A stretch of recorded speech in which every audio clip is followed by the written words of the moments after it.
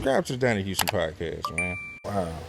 When I always hear about those things, I always wonder, like, do you get like signs about that type of stuff, or is it just something that just like it just I happened one think day? some people do actually get signs. For me, I mean, I was nonchalant. I was just real nonchalant.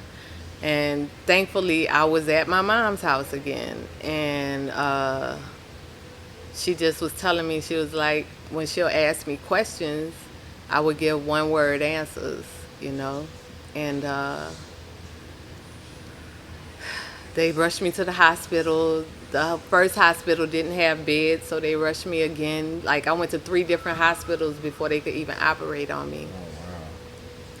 And yeah, but my only symptoms I would say was like vomiting. Yeah, vomiting. So yeah.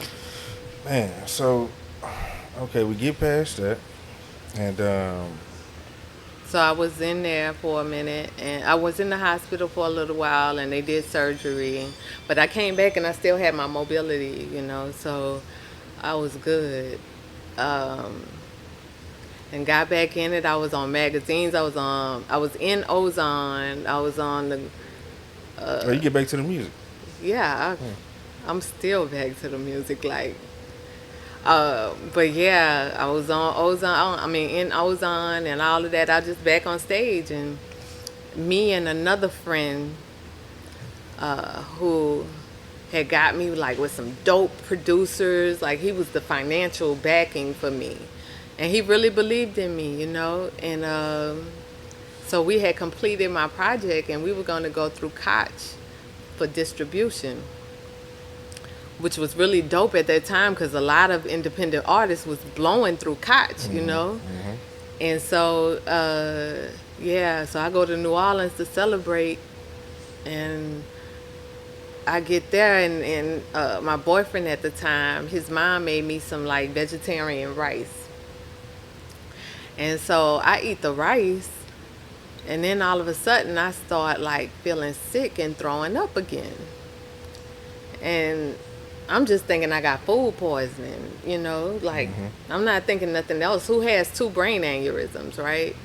And so, but when they get me to the hospital, because I kept on vomiting, and then I passed out at his sister's house. I just passed out. So they got me to the hospital, and I found out that I was having another brain aneurysm.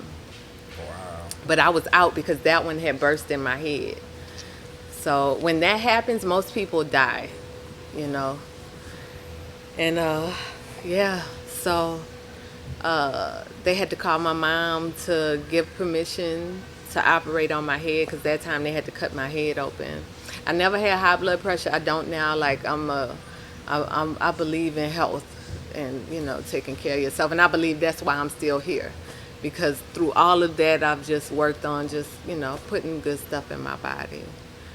And so yeah, they called my mom, and my mom got there in like 5 hours. I guess she didn't want them to operate on me until she got there.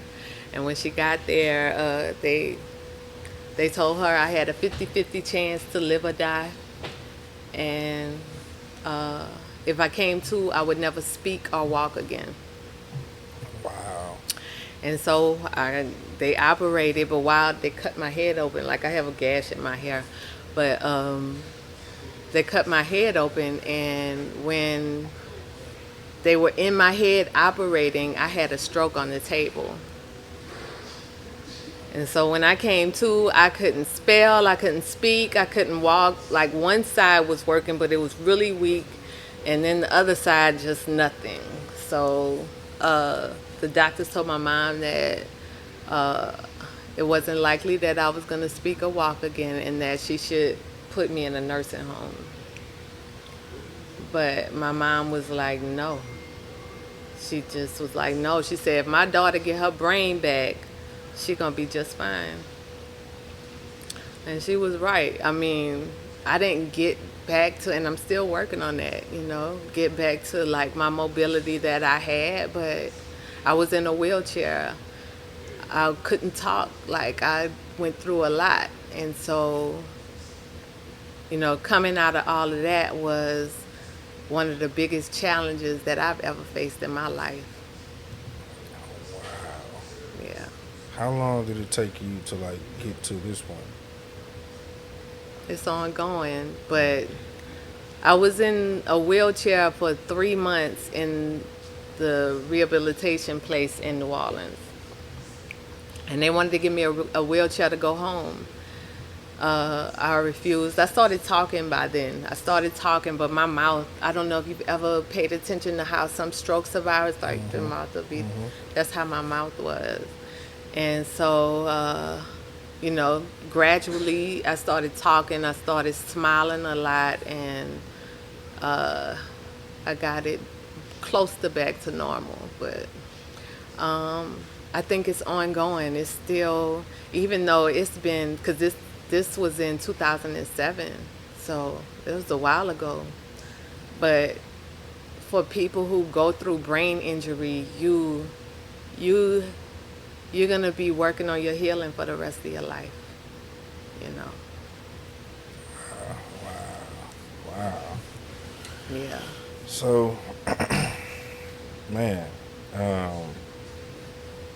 man. So, okay, how do you do music like before you do the cure? Do you go back to like solo stuff once you Yeah. start getting like everything kind Well, of yeah. like Once I got out of, you saying once I got out of the hospital. And I had to stay with my mom for like, I stayed with her for about 2 months, 3 months. I was still on the walking cane and everything, but my mom was spoiling me.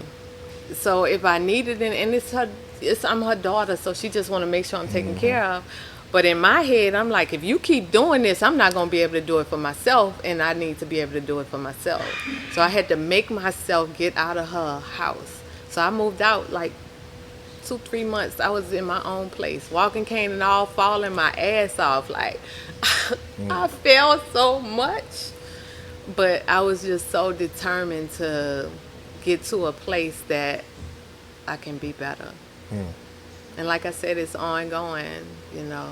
If I get cold, if I get nervous or whatever, I get spasms, I get, that's mental. So it's still like working through all of that. Donnie Houston.